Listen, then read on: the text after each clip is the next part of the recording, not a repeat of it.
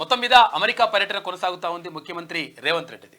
అయితే ఇందులో భాగంగా అక్కడ అమెరికాలో న్యూయార్క్కు వెళ్ళారు. నిన్న వెళ్ళిన తర్వాత అక్కడ ఉన్నటువంటి తెలుగు వాళ్ళందరూ కూడా ఘన స్వాగతం పలికినరు. అయితే రాష్ట్రానికి భారీగా పెట్టుబడులు తేవడమే లక్ష్యంగా ఈ పర్యటన కొనసాగుతున్నట్లుగా ముఖ్యమంత్రి రేవంత్ రెడ్డి చెప్తా ఉన్నారు. ఇక మరోవైపు నిన్న మంత్రి దుద్దిల్ల శ్రీధర్ బాబు కూడా అమెరికా పర్యటనకు వెళ్ళిండు. అయితే ఆ తర్వాత అక్కడ అమెరికాలో ముఖ్యమంత్రి బృందాన్ని కలిసి ఆ పర్యటన కొనసాగుతున్నట్టుగా తెలుస్తూ ఉంది. ఇది 10 రోజుల పాటు జరుగుతూ ఉంది ఈ పర్యటన. అయితే ఇక్కడ అమెరికాతో పాటు దక్షిణ కొరియాలో కూడా ఈ పర్యటన కొనసాగుతుంది. అయితే ఇందులో భాగంగా భారీగా పెట్టుబడులు తేవడం, తర్వాత రాష్ట్రానికి అంటే ఉపాధి అవకాశాలు, అంటే చాలామందికి ఉపాధి అవకాశాలు ప్రైవేట్ రంగంలో కూడా కల్పించడం, తర్వాత అభివృద్ధి కార్యక్రమాలను ముందుకు తీసుకెళ్లడంలో భాగంగా ఇదంతా కూడా కొనసాగుతున్నట్లుగా ముఖ్యమంత్రి చెప్తా ఉన్నారు. ఇక ఇదిలా ఉంటే ఇక్కడ బంగ్లాదేశ్లో పరిస్థితి మాత్రం దారుణంగా ఉంది. అయితే అక్కడ ప్రధానమంత్రి షేక్ హసీనాకు వ్యతిరేకంగా ఒక వర్గం అంటే ఆందోళన చేపడతా ఉంది. అయితే ఆ వర్గాన్ని నిలువరించేందుకు అధికార పక్షం వాళ్ళని నిర్వహించేటువంటి ప్రయత్నం చేస్తూ ఉంది. ఈ నేపథ్యంలో ఇరు వర్గాల మధ్య ఘర్షణ వాతావరణం నెలకొంది. అయితే అక్కడ ఉన్నటువంటి పరిస్థితులతో ఇప్పటి వరకు 99 మంది చనిపోయినట్టుగా తెలుస్తూ ఉంది. అయితే అందులో 14 మంది పోలీసులు కూడా చనిపోయినట్టుగా సమాచారం వస్తూ ఉంది. అంటే అక్కడ బంగ్లాదేశ్లో జరుగుతున్నటువంటి పరిస్థితులు, తర్వాత ఆ ప్రభుత్వానికి వ్యతిరేకంగా జరుగుతున్నటువంటి ఏవైతే ఆందోళనలు ఉన్నాయో ఈ ఆందోళనల మధ్య అట్టుడుకుతా ఉంది బంగ్లాదేశ్. ఇక మరోవైపు అక్కడ ఇజ్రాయెల్, తర్వాత ఇక్కడ ఇరాన్ మధ్య కూడా ఒక యుద్ధ వాతావరణం కనిపిస్తూ ఉంది. మొత్తం కూడా బాంబుల వర్షాలతో ఇరు దేశాలు కూడా ఒకరిపైన ఒకరు బాంబులు వేసుకుంటున్నటువంటి పరిస్థితి కనిపిస్తూ ఉంది. అయితే కారణం ఏంటి అంటే ఇక్కడ హమాస్ అధ్యక్షుడిని చంపినరు అనేటువంటి ఆరోపణ ఇజ్రాయెల్ పైన చేస్తూ ఉంది ఇరాన్. ఈ నేపథ్యంలో ఇజ్రాయెల్ పైన దాడికి దిగుతాం, ప్రతీకార చర్య తీసుకుంటామని చెప్పేసి ఇక్కడ ఇరాన్ చెప్తా ఉంటే 100% మేము కూడా అంటే ఎట్టి పరిస్థితుల్లో వదిలేదు లేదని చెప్పేసి ఇజ్రాయెల్ చెప్తా ఉంది. అయితే ఇజ్రాయెల్కు మద్దతుగా ఇటు అమెరికా, తర్వాత అక్కడ బ్రిటన్ మద్దతు ఇస్తూ ఉంటే ఇటు ఇరాన్కు మద్దతుగా రష్యా వస్తూ ఉంది. ఈ నేపథ్యంలో 3వ ప్రపంచ యుద్ధం జరుగుతుందా అన్నంతగా పరిస్థితి మొత్తం అక్కడ కనిపిస్తూ ఉంది. అంటే ప్రపంచ దేశాలు 2 భాగాలుగా విడిపోయినప్పుడు, అప్పుడు గతంలో 2వ ప్రపంచ యుద్ధం జరిగినప్పుడు కూడా ఇటువంటి పరిస్థితే ఉన్నది. అయితే ఇక్కడ ఇజ్రాయెల్ పక్షాన అమెరికా, తర్వాత బ్రిటన్ ఉండడం, తర్వాత ఇక్కడ ఇరాన్ పక్షాన రష్యా ఉండడం, ఈ 2 అంటే మేము మీ తరఫున ఉంటాం, మేము మీ తరఫున అని చెప్పేసి ఒకవేళ బాంబుల వర్షం కురిపించుకుంటే 3వ ప్రపంచ యుద్ధం కూడా తప్పదా అన్నట్టుగా పరిస్థితి అక్కడ నెలకొని ఉన్నది. ఇక మరోవైపు ఇక్కడ విశాఖలో జరిగినటువంటి అంటే రైలులో జరిగినటువంటి మంటలు వచ్చి ఆ రైలు పూర్తిగా కాలిపోయింది. అయితే అక్కడ ఆగి ఉన్నటువంటి రైలులో ఈ ప్రమాదం ఏర్పడడం వల్ల ఎవరికి ప్రాణ నష్టం జరగలేదు. అంటే ఆ ప్రయాణికుల్ని కిందికి దింపేసిండ్రు అక్కడ ఉన్నటువంటి అధికారులు. ఇక జరుగుతున్నటువంటి పరిణామాలు ఇట్లా ఉంటే ఎట్టి పరిస్థితుల్లో కాళేశ్వరానికి సంబంధించి 3వ టీఎంసీ అని చెప్పేసి మొత్తం మోసం చేసింది గత ప్రభుత్వం, బీఆర్ఎస్ ప్రభుత్వం, కేసీఆర్ ప్రభుత్వం అని చెప్పేసి అక్కడ నివేదికలన్నీ బయటకు వస్తూ ఉన్నాయి. అంటే అన్ని వేల కోట్ల 33,000 34,000 కోట్ల రూపాయలు ఖర్చు పెట్టి ఇదంతా కూడా చేస్తే అందులో 17,000 కోట్ల రూపాయలు అప్పు తెచ్చి పెడితే అవన్నీ కూడా బూడిదలో వేసిన పన్నీరే అన్నట్టుగా అక్కడ కాళేశ్వరంలో వేసినటువంటి కథ అంతా కూడా ఇట్లా జరుగుతూ ఉంది. ఇదంతా కూడా ప్రజలపైన పడుతున్నటువంటి భారం. అయితే దీంతో 3 టీఎంసీ వచ్చేది లేదు, సచ్చేది లేదు, తర్వాత అసలు ఉన్న నీళ్ళే అసలుకే గతి లేదని చెప్పేసి ఆ పరిస్థితులు కనిపిస్తూ ఉన్నాయి. ఇక కొత్త రేషన్ కార్డులు, తర్వాత కథా కార్యక్రమం ఇవంతా కూడా మొత్తం జరుగుతూ ఉంది. ఇంకా చాలా విషయాలు ఉన్నాయి, మనం మాట్లాడుకుందాం. ఇక ముందుగా వెలుగు దినపత్రిక చూద్దాం. రావును గాని ఒలింపిక్స్లో కూడా కొంతవరకు ఆశాజనకంగా ఉంది. Chak De India. Paris Olympics లో ఇండియా హాకీ టీం అద్భుతం చేసింది. క్వార్టర్స్ ఫైనల్లో వరల్డ్ 2వ ర్యాంకర్ బ్రిటన్ పై సంచలన విజయంతో వరుసగా 2వ సెమీస్ కు దూసుకెళ్లిన పతక ఆశలను సజీవంగా నిలుపుకుంది. మ్యాచ్ మధ్యలో రెడ్ కార్డుతో అమీర్ దాస్ బయటకు వెళ్లిన 10 మందితోనే ఆడి ప్రత్యర్థికి ధీటుగా ఎదుర్కొంది. షూట్అవుట్ లో గోల్ కీపర్ పిఆర్ శ్రీజేష్ అడ్డుగోడలా నిలబడి టీమిండియాకు చిరస్మరణీయ విజయాన్ని అందించారు. ఇక ఎవరు కూడా ఊహించలేదు వరల్డ్ నెంబర్ 2 ఉన్నటువంటి బ్రిటన్ మొత్తం కూడా నిలవరించింది భారత జట్టు. అసలు యాక్చువల్గా హాకీలో పథకం వస్తుందని చెప్పేసి అనుకోలేదు. అయినప్పటికీ అనూహ్యంగా నిన్న గట్టిగా ఆడినరు. అయితే ఒకరు అవుట్ అయినప్పటికీ అందులో 10 మందే ఉన్నారు. ఆ 10 మంది కూడా మంచిగా ఆడి బ్రిటన్ని ఓడించేటువంటి నేపథ్యంలో ఇప్పుడు క్వార్టర్ ఫైనల్కి వెళ్ళినట్టున్నారు. సెమీఫైనల్కి వెళ్ళిపోయినారు. కాబట్టి వీళ్ళకు ఒకవేళ మరి గట్టిగా ఆడితే ఇది కాంస్య పథకం అన్న వచ్చేటువంటి అవకాశం మాత్రం కనిపిస్తూ ఉంది ఆ జట్టుకు సంబంధించి. ఇక మధ్యప్రదేశ్లో గోడ కూలి 9 మంది పిల్లలు మృతి. మధ్యప్రదేశ్లో మధ్యప్రదేశ్ రాష్ట్రం సాగర్ జిల్లాలోని హర్దౌల్ బాబా టెంపుల్ వద్ద పాతకాలపు ఇంటి గోడ కూలడంతో 9 మంది చిన్నారులు చనిపోయారట పాపం. శ్రీశైలం ఘాట్ రోడ్ లో ప్రమాదం, 3 మృతి. శ్రీశైలం ఘాట్ రోడ్ లో ఆదివారం ప్రమాదం జరిగింది. కారు అదుపు తప్పి చెట్టును ఢీకొనడంతో హైదరాబాద్ కు చెందిన కిషన్, సాయి ప్రకాష్, వికారాబాద్ జిల్లా అల్లిఖాన్ గ్రామానికి చెందిన రమేష్లు చనిపోయారు. దళిత మహిళపై 3rd డిగ్రీ. రంగారెడ్డి జిల్లా షాద్నగర్ లో దొంగతనం నెపంతో ఒక దళిత మహిళపై పోలీసులు 3rd డిగ్రీ ప్రయోగించారు. దీంతో ఆమె నడవలేని స్థితిలో ఆసుపత్రిలో చేరి చికిత్స పొందుతున్నది. విషయం తెలిసిన సైబరాబాద్ కమిషనర్ మహంతి డిఐ కాదు సిఐ ఉన్నట్టుండు సిఐ రామరెడ్డిని కమిషనరేట్కు అటాచ్ చేసిండ్రంట. అయితే సీఎం రామరెడ్డి మొత్తం కూడా ఇష్టం వచ్చినట్టుగా కొట్టిండు, తర్వాత రకరకాలుగా హింసించిండు అనేటువంటి ఆమె ఆరోపణలు చేస్తూ ఉంది. ఈ నేపథ్యంలో రామరెడ్డి పైన అక్కడ చర్యలు తీసుకున్నారంట అక్కడ ఉన్నటువంటి కమిషనర్. రాష్ట్రాన్ని అభివృద్ధి చేసుకుందాం, పెద్ద మొత్తంలో పెట్టుబడులు వచ్చేలా సహకరించండి. అమెరికాలోని తెలుగు వాళ్లకు సీఎం రేవంత్ రెడ్డి పిలుపు. న్యూయార్క్ లో ముఖ్యమంత్రికి ఘన స్వాగతం. 10 రోజులు అమెరికా, సౌత్ కొరియాలో పర్యటనలు జరగబోతుంది. మంత్రి దుద్దిల శ్రీధర్ బాబు రాష్ట్రాన్ని అభివృద్ధి చేసుకోవడానికి ఎన్ఆర్ఐలు సహకరించాలని చెప్పేసి న్యూయార్క్ విమానాశ్రయంలో సీఎం రేవంత్ రెడ్డికి ఘన స్వాగతం పలుకుతున్న అమెరికాలోని తెలుగు వాళ్ళని చెప్పేసి ఇక్కడ చిత్రం చూసుకోవచ్చు. అయితే ఇక్కడ వాళ్ళని అడిగిందంట ముఖ్యమంత్రి రేవంత్ రెడ్డి. రాష్ట్రాన్ని అభివృద్ధి చేసుకుందామని, ఇందుకోసం ఎన్ఆర్ఐలు కలిసి రావాలని, సహాయ సహకారాలు అందించాలని సీఎం రేవంత్ రెడ్డి పిలుపునిచ్చారు. రాష్ట్రానికి పెట్టుబడులు తేవడం, ఇక్కడి యువతకు ఉపాధి అవకాశాలు కల్పించడమే లక్ష్యంగా ఆయన అమెరికా, దక్షిణ కొరియా పర్యటన చేపట్టారు. శనివారం హైదరాబాద్ నుంచి బయలుదేరిన సీఎం రేవంత్ రెడ్డి మొత్తం 10 రోజుల పాటు ఆయా దేశాల్లోని ప్రధాన నగరాల్లో పర్యటించనున్నారు. ఆదివారం న్యూయార్క్లోని జేఎఫ్కే ఎయిర్పోర్టుకు చేరుకున్న ముఖ్యమంత్రికి అక్కడి తెలుగు ప్రజలు ఘనస్వాగతం పలికారు. వారిని ఉద్దేశించి ఆయన మాట్లాడారు. ఇక తెలంగాణ రాష్ట్రాన్ని, హైదరాబాద్ నగరాన్ని మరింత గొప్పగా అభివృద్ధి చేయాలన్న కలనే మనందరినీ కలిపింది అన్నారు. అయితే ఆయన టూర్ను కీలకమైనటువంటి న్యూయార్క్ నగరం నుంచే ప్రారంభించడం గౌరవప్రదంగా భావిస్తున్నట్లు చెప్పారు. తెలంగాణ, ఏపీకి చెందిన ఎన్ఆర్ఐ సోదరీమణులు గుండెల నిండా ప్రేమ, ఆప్యాయతతో తమ బృందానికి స్వాగతం పలకడానికి రావడం ఎంతో సంతోషంగా ఉందని సీఎం రేవంత్ రెడ్డి అన్నారు. తెలంగాణ అభివృద్ధి కోసం తెలుగువారైన ఎన్ఆర్ఐలు తమ వంతు సహకారాన్ని అందించాలి, రాష్ట్రానికి పెద్ద మొత్తంలో పెట్టుబడులు వచ్చేలా సహకరించాలని చెప్పేసి అక్కడ ముఖ్యమంత్రి రేవంత్ రెడ్డి చేస్తా ఉంటే మళ్ళీ నిన్న మంత్రి దుద్దిల శ్రీధర్ బాబు బృందం కూడా అమెరికాకు బయలుదేరింది.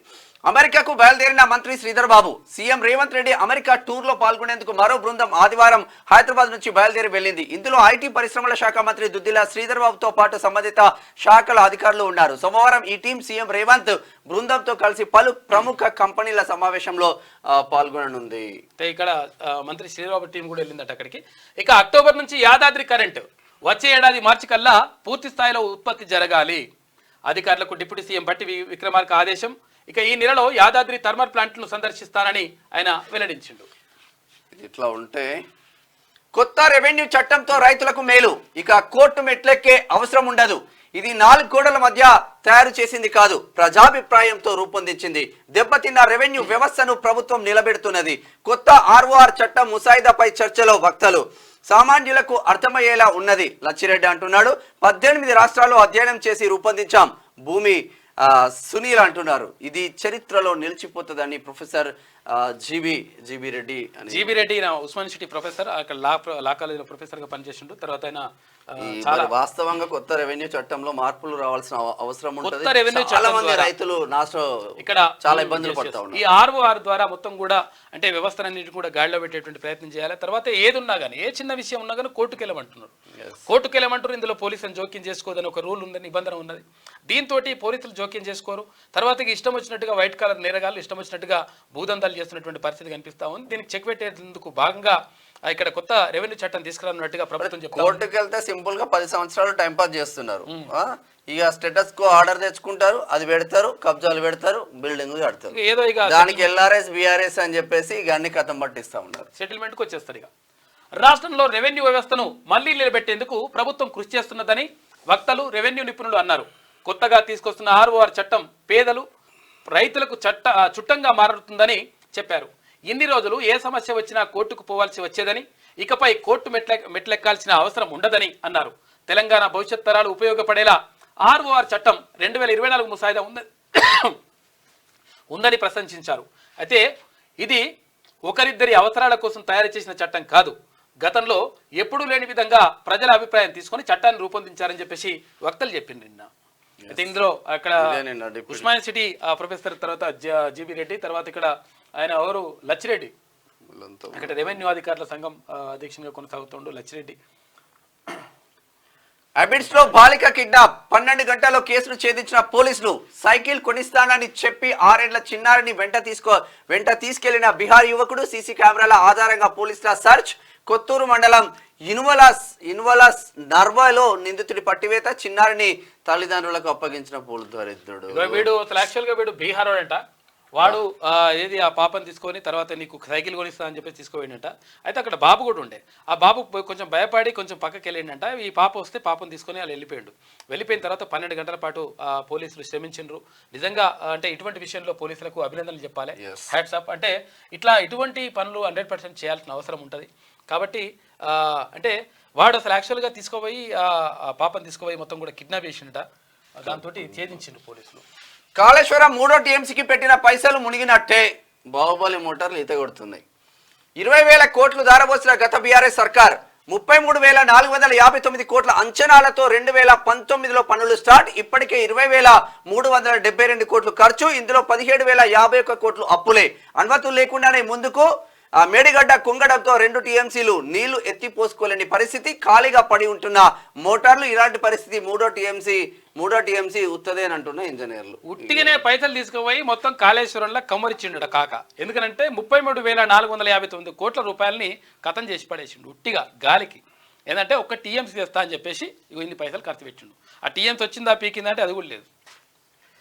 కాళేశ్వరం ప్రాజెక్టులో 3వ టీఎంసీ పనుల కోసం పెట్టిన పైసలన్నీ మునిగినట్టేనన్న అభిప్రాయం వ్యక్తమవుతున్నది. అయితే గత బీఆర్ఎస్ సర్కార్ ఈ పనులపై 20,000 కోట్ల రూపాయలు ఖర్చు చేసింది. ఇందులో 17,000 కోట్ల రూపాయలకు పైగా నిధులు అప్పు తీసుకొచ్చి ఖర్చు చేసింది. అనుమతులు లేకుండానే పనులు చేపట్టడం, భూసేకరణకు రైతులు ఒప్పుకోకపోవడం, మేడిగడ్డ బ్యారేజీ కుంగడం, రిపేర్లు చేసిన బ్యారేజీలో పూర్తి స్థాయిలో నీళ్లు నిల్వ చేసే పరిస్థితి లేకపోవడం, మోటార్లన్నీ ఖాళీగా ఉండడం వంటి అంశాలు 3 టీఎంసీల పనులకు ఆటంకంగా మారాయని ఇంజనీరింగ్ వర్గాలు చెప్తున్నాయంట. చూడరిగా 3వ టీఎంసీ చేస్తా అని మొత్తం పైసలన్నీ కథం చేసి పడేసిండు కాక. ఇక మళ్ళీ మేము మంచి చేసినామని చెప్పేసి హరీష్ రావు అంటాడు. మరి మేము మంచి చేసినా చెప్పుద్దా నువ్వు? భారీ నీటిపారుదల శాఖ మంత్రిగా ఉన్నావుగా, భారీగానే వేసేసిరని ఆరోపణలు కూడా ఉన్నాయి కదా, వచ్చి చెప్తే మంచిగా ఉంటుంది. లోకల్ బాడీ ఎన్నికలపై పీసీసీ ఫోకస్. మెజార్టీ స్థానాల్లో గెలిపే లక్ష్యంగా కార్యాచరణ. మొదట స్థానిక ఎమ్మెల్యేలు, జిల్లా మంత్రులతో సెగ్మెంట్ల వారీగా మీటింగ్స్. ఆ తర్వాత సీఎం, ఏఐసీసీ నేతలతో జిల్లా స్థాయి సమావేశాలు. గ్రామ స్థాయి సమస్యలపై దృష్టి పెట్టాలని నేతలకు ఇప్పటికీ ఆదేశాలు. కానీ ఈ లోకల్ బాడీ ఎలక్షన్లు పెట్టే ముందు బీసీ కులగణన ఏదైతే ఉంటుందో అది చేసిన తర్వాత పెడితే బీసీలకు న్యాయం చేసే అవకాశం ఉంటుంది. ఇది బీసీలకు సంబంధించింది. కాంగ్రెస్ లో ఉన్న లీడర్లు, మేజర్ లీడర్లు మాట్లాడారు, బీఆర్ఎస్ లో ఉన్న బీసీ లీడర్లు మాట్లాడారు, ఇక బీజేపీలో ఉన్న బీసీ లీడర్లు మాట్లాడారు. మరి ఎవరు మాట్లాడతారు రాబాయ్ బీసీల కోసం అంటే వాళ్ళు అంతే అని. సీట్లు కావాల్సినప్పుడు, ఓట్లు కావాల్సినప్పుడు మాత్రమే వాళ్ళు వచ్చి మాట్లాడతారు. మనమంతా ఒకటి, మనకు ఓటు వేయాలి, ఇట్లా ఉంటాయి లెక్కలు. కానీ నిజంగా ఒకవేళ అన్యాయం జరిగినప్పుడు మాట్లాడే పరిస్థితి కనిపిస్తలేదు. ఎందుకనంటే ఇది ఏం జరిగింది, మరి ఎందుకు ఆ బీసీల రిజర్వేషన్లు పెంచాల్సి వస్తుంది అంటే, గతంలో ఉన్నటువంటి బీఆర్ఎస్ ప్రభుత్వం ఏదైతే కేసీఆర్ ప్రభుత్వం ఉందో, కేసీఆర్ ప్రభుత్వంలో అక్కడ ఉన్నటువంటి లోకల్ బాడీలో బీసీలకు ఉన్నటువంటి రిజర్వేషన్లు తగ్గించి బీసీలకు అన్యాయం చేసింది. ఈ అన్యాయం చేసినటువంటి పరిస్థితిని సవరించాల్సినటువంటి అవసరం ఉందని చెప్పేసి ఇప్పుడు ఉన్నటువంటి ప్రభుత్వం భావిస్తూ ఉంది. కానీ మరి నిజంగా భావిస్తున్నటువంటి పరిస్థితి కనిపిస్తూ ఉంది. కానీ మరి నిజంగా కులగణన చేపడితే ఎవరెంతో మేమెంతో మాకెంత అనేటువంటి నినాదం వస్తూ ఉంది. అయితే ఈ నేపథ్యంలో కులగణన చేస్తే ఎవరు బీసీలు ఎంతమంది ఉన్నారు, ఎస్సీలు ఎంతమంది ఉన్నారు, ఎస్టీలు ఎంతమంది ఉన్నారు, ఇక్కడ ఓసీలు ఎంతమంది ఉన్నారు, వీళ్ళంతా కూడా లెక్క తేలిపోయేటువంటి అవకాశం ఉంటుంది. దీంతో ఒక క్లారిటీ వచ్చేటువంటి అవకాశం ఉంటుంది. అయితే ఈ క్లారిటీ రాకుండా చేస్తున్నారనేటువంటి ఆరోపణలు కూడా వినిపిస్తూ ఉన్నాయి. ఏది ఏమైనప్పటికీ 100% కులగణన చేపట్టాల్సిన అవసరం ఉన్నది. అయితే ఇప్పుడు సమగ్ర కుటుంబ సర్వేను ఒక రోజులో చేసినటువంటి ప్రభుత్వం గతంలో కేసీఆర్ ఆధ్వర్యంలో ఒకటే రోజులో సమగ్ర కుటుంబ సర్వే పేరుతోటి మొత్తం వివరాలు తెలంగాణ రాష్ట్రం మొత్తం మరి తెప్పించుకున్నప్పుడు కులగణన చేయడానికి నెలలు పడుతుంది, 6 నెలలు పడుతుంది, 5 నెలలు పడుతుంది అనడం మాత్రం కరెక్ట్ కాదు అని చెప్పేసి నిపుణులు అంటా ఉన్నారు. కాబట్టి 100% కులగణన చేయాల్సిందే. 100% ఇక్కడ ఎవరైతే అంటే అణగారిన వర్గాలుగా, తర్వాత వెనుకబడిన వర్గాలుగా అయితే ఉన్నారో, బీసీలు ఉన్నారో వాళ్ళకి న్యాయం జరగాల్సిన అవసరం ఉన్నది. ఎవరైతే నిజంగా ఒకవేళ ఎస్సీలకు సంబంధించి కానీ, ఎస్టీలకు సంబంధించి కానీ వాళ్ళ వాటా వాళ్ళకు కూడా రావాల్సినటువంటి అవసరం 100% ఉన్నది. తర్వాత ఎవరైతే నిజంగా అగ్రవర్ణ పేదలు ఉన్నారో వాళ్ళకు కూడా న్యాయం జరగాలని చెప్పేసి కోరుకుంటా ఉన్నాం. ఎందుకంటే అందరికీ మంచి జరగాలనేటువంటి ఉద్దేశంతో రాజ్యాంగం రూపొందించబడ్డది. తర్వాత అందులో భాగంగానే కాంగ్రెస్ డాక్టర్ బిఆర్ మేనిఫెస్టోలో అంబేద్కర్ కూడా పెట్టుకున్నారు కదా వీళ్ళు, కాంగ్రెస్ పెట్టుకున్నారు. తర్వాత ఇంకోటి ఏంటంటే రాహుల్ గాంధీ, కాంగ్రెస్ అగ్రనేత రాహుల్ గాంధీ కూడా గతంలోనే ప్రకటించిండు, అంటే ఎన్నికల ముందు కూడా ప్రకటించిండు. ఆయన ప్రకటించినట్టుగా ఏదైతే ప్రకటన ఉందో, ఏదైతే హామీ ఇచ్చిండ్రో ఆ హామీని నిలబెట్టుకునేటువంటి ప్రయత్నం చేయాలని చెప్పేసి తెలంగాణ సమాజం కోరుతా ఉంది. కాబట్టి కులగణన తొందరగా కంప్లీట్ చేసి ఆ తర్వాత స్థానిక సంస్థల ఎన్నికలకు వెళ్తే బాగుంటుంది అనేటువంటి ఆలోచన మాత్రం ఎమ్మెల్యే ఎలక్షన్ల ముందు కూడా ప్రతి పార్లమెంట్ సెగ్మెంట్ లో 2 బీసీలకు ఇవ్వాలని రాహుల్ గాంధీ చెప్పింది, కానీ ఎక్కడా తెలంగాణ రాష్ట్రంలో అమలు పరచలేదు. చెప్పేది ఒకటి, చేసేది ఒకటి అవుతుంది. ఇక బంగ్లాదేశ్ లో మళ్ళీ హింస, 99 మంది మృతి, ప్రధాని రాజీనామా చేయాలని ఆందోళనకారుల డిమాండ్, నిరసనకారులు రూలింగ్ పార్టీ సపోర్టర్ల మధ్య ఘర్షణ, అల్లర్లలో 100 మందికి గాయాలు, భారీ సంఖ్యలో వాహనాలకు నిప్పు, దేశవ్యాప్తంగా నిరవధిక కర్ఫ్యూ అమల్లోకి. వారు స్టూడెంట్లు కాదు టెర్రరిస్టులు అంటున్నది ప్రధాని షేక్ హసీనా. ఇక్కడ ఢాకాలో ఆందోళనకారులు నిప్పు పెట్టడంతో తగలబడిపోతున్న షాపింగ్ మాల్ అని చెప్పేసి ఇక్కడ వార్త కనిపిస్తూ ఉంది. అసలు యాక్చువల్గా ఈ బంగ్లాదేశ్ ఏంటిది? బంగ్లాదేశ్ అనేది ఒక దేశం. ఇప్పుడు ఆ బంగ్లాదేశ్ మరి ఎక్కడ ఉండే? అయితే ఇప్పుడు అసలు యాక్చువల్గా ఏమైందంటే ఇది మొత్తం కూడా ఉమ్మడి భారతదేశంగా ఉండే, అఖండ భారతంగా ఉండే. ఆ తర్వాత పాకిస్తాన్ భారతదేశం నుంచి విడిపోయింది. అయితే ఇక్కడ తూర్పు పాకిస్తాన్, పశ్చిమ పాకిస్తాన్ అని చెప్పేసి 2 భాగాలుగా, అంటే పాకిస్తాన్ ఒకటి విడిపోయింది. విడిపోయిన తర్వాత ఇక్కడ బంగ్లాదేశ్లో ఎవరైతే ఉంటారో వాళ్ళు, అంటే బెంగాలీ, అంటే అసలు యాక్చువల్గా అప్పుడు బెంగాలీ, వెస్ట్ బెంగాల్ పక్కనే ఉంటుంది, బంగ్లాదేశ్ వెస్ట్ బెంగాల్ పక్కనే ఉంటుంది. అయితే ఈ బెంగాలీలంతా ఒక పెద్ద రాష్ట్రంగా, అంటే ఒక పరిస్థితిగా ఉండేది, అంటే ప్రాంతంగా ఉండేది. అయితే అక్కడ ఆ బెంగాల్ విభజన తర్వాత అక్కడ బంగ్లాదేశ్ అక్కడ వెళ్ళిపోయింది, అంటే ఉమ్మడి పాకిస్తాన్కి. తర్వాత అక్కడ ఉత్తర పాకిస్తాన్, తూర్పు పాకిస్తాన్, పశ్చిమ పాకిస్తాన్ అని చెప్పేసి 2 భాగాలుగా విడిపోయింది. విడిపోయిన తర్వాత భారత మద్దతుతోటి భారతదేశం పూర్తిగా, అప్పుడు ఇందిరాగాంధీ ప్రధానమంత్రి ఉన్నప్పుడు అక్కడ ఉన్నటువంటి బంగ్లాదేశ్కు సపోర్ట్ చేసి ఇక్కడ పాకిస్తాన్ అంటే నుంచి విడిపోవాల్సిన అవసరం ఉన్నది. బంగ్లాదేశ్ విడిపోయి అది ప్రత్యేక దేశంగా ఉండాలని చెప్పేసి భారతదేశం అక్కడ ఇది బంగ్లాదేశ్కు సపోర్ట్ చేసింది. సపోర్ట్ చేసిన తర్వాత అప్పుడు బంగ్లాదేశ్ దేశం ఏర్పాటైంది. దానికి సంబంధించి చాలా సహాయ సహకారాలు గతం నుంచి కూడా, అంటే స్వాతంత్రం వచ్చినప్పటి నుంచి ఇప్పటి వరకు కూడా ఎప్పుడు కూడా సహాయ సహకారాలు అందిస్తూ ఉన్నాం మనము, ఏది బంగ్లాదేశ్కి సంబంధించి. అయినప్పటికీ కొంతమంది బంగ్లా తీవ్రవాదులు మన దగ్గరకు రావడం ఇదంతా కూడా జరుగుతూ ఉంది, కానీ మొత్తం మీద సహాయ సహకారాలు మాత్రం మనం అందిస్తూ ఉన్నాం. ఎందుకు సహాయ సహకారాలు అందిస్తారు? ఇప్పుడు ఈ శ్రీలంకకు కానీ మన దగ్గర పైసలు ఏమైనా ఎక్కువైనాయా అని కూడా చెప్పేసి చాలామందికి డౌట్ రావచ్చు. అంటే మన దగ్గర తినడానికి కొంతమందికి తిండే లేదు, తర్వాత కొంతమంది సంక్షేమ పథకాలు అమలు చేసేందుకు పైసలే లేవు. మరి ఇక్కడ ఉన్నట్టు శ్రీలంకకు కానీ, తర్వాత బంగ్లాదేశ్కి కానీ, చుట్టుపక్కల దేశాలకు ఎందుకు సహాయం చేస్తారు అంటే విషయం ఏంటంటే, ఒకవేళ ఒక ఊర్లో ఒక సంపన్న కుటుంబం, భారీగా సంపన్న కుటుంబం ఉందనుకో, ఉండి తర్వాత మిగతా కుటుంబాలన్నీ కూడా పక్కకున్నటువంటి కుటుంబాలు ఆకలి చావులతో చస్తున్నటువంటి పరిస్థితి ఉంటే, ఈ ఆకలి చావుతో ఉన్నటువంటి కుటుంబాలు ఏవైతే ఉంటాయో ఆ సంపన్న కుటుంబం మీద దాడి చేస్తాయి. ఎందుకనంటే వీళ్ళు తినడానికి తిండి లేదు కాబట్టి దాడి చేస్తాయి. దాడి చేయడం ద్వారా కుటుంబానికి నష్టం జరుగుతుంది. కాబట్టి అలా జరగకుండా సంపన్న కుటుంబం ఏదైతే ఉందో వాళ్ళకు ఉన్న దాంట్లో ఆ చుట్టుపక్కల వరకు కొంత పెట్టుకుంటూ వస్తుంది అనమాట. దాంతో ఆ సంపన్న కుటుంబం పైన వీళ్ళందరికీ కూడా ఒక కృతజ్ఞతా భావం ఉంటుంది. ఆ నేపథ్యంలో ఒక స్నేహపూర్వకమైనటువంటి వాతావరణం ఉంటుంది. అట్లనే ఇక్కడ ప్రపంచ దేశాలకు సంబంధించి ఆ పక్క దేశాలతోటి స్నేహ సంబంధాలు ఎందుకు కొనసాగిస్తారు అంటే, ఇప్పుడు ఒక వేరే చైనా వాడు మన పైన దాడి చేయాలనుకుంటాను, ఈ బంగ్లాదేశ్నో తర్వాత పాకిస్తాన్లో లేకపోతే ఇతర దేశాలని ఒక స్థావరంగా చేసుకుంటాడు వాడు. ఇక్కడ శ్రీలంకనో ఇటువంటి దేశాలని స్థావరంగా చేసుకొని మన భారతదేశం పైకి దండెట్టడానికి, తర్వాత భారతదేశం పైన బాంబులు వేయడానికి, రకరకాలుగా యుద్ధం చేయడానికి ప్రయత్నం చేస్తారు.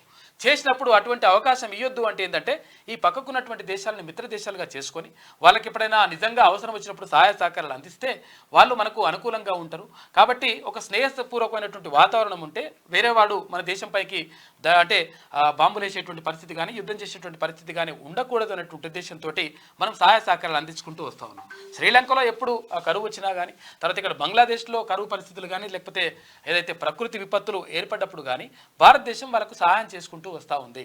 కారణం ఏంటి అంటే ఇది కారణం. ఎందుకంటే అట్లా చేయడం ద్వారా అక్కడ ఏది ప్రపంచ దేశాలతోటి సత్సంబంధాలు ఏర్పాటు చేసుకోవడం ద్వారా, పక్కన దేశాలతోటి ఆ స్నేహపూర్వకమైనటువంటి వాతావరణం ఉండడం ద్వారా మనకు జరిగేటువంటి ముప్పుని తప్పించుకునేటువంటి అవకాశం ఉంటుంది. తర్వాత మనము మానవతా దృక్పథంతో ముందుకెళ్తాం కాబట్టి అటువంటి ప్రయత్నాలు కూడా చేస్తూ ఉంది భారతదేశం. ఇక బంగ్లాదేశ్లో మళ్ళీ హింస చెలరేగింది. ప్రధాని షేక్ హసీనా రాజీనామా చేయాలని డిమాండ్ చేస్తూ ఆదివారం దేశవ్యాప్తంగా నిరసనల ప్రదర్శనలు చేపట్టిన ఆందోళనకారులకు రూలింగ్ అవామీ లీగ్ మద్దతుదారులకు మధ్య ఘర్షణలు చోటు చేసుకున్నాయి. ఈ గొడవల్లో దేశవ్యాప్తంగా 99 మంది చనిపోయినారు. అంటే ఇందులో 14 మంది పోలీసులు కూడా చనిపోయినారు. ఢాకాలో ఆందోళనకారులు నిప్పు పెట్టడంతో తగలబడిపోతున్న షాపింగ్ మాల్ అని చెప్పేసి ఇక్కడ చూసుకోవచ్చు. అయితే ఇక్కడ ప్రధానమంత్రి షేక్ హసీనా ఉంది. అక్కడ షేక్ హసీనాకు వ్యతిరేకంగా కొంతమంది ఆందోళనకారులు ఆందోళన చేపడతా ఉన్నారు. వాళ్ళు విద్యార్థులు కాదు, వాళ్ళు టెర్రరిస్టులు అని చెప్పేసి అక్కడ షేక్ హసీనా అంటా ఉంది. అయితే షేక్ హసీనా మద్దతుదారులు ఎవరైతే ఉంటారో, అంటే అక్కడ ప్రధానమంత్రికి మద్దతుగా ఎవరైతే ఉన్నారో వాళ్ళు ఈ ఆందోళనకారుల పైన ఇక్కడ దాడులకు పాల్పడతా ఉన్నారు.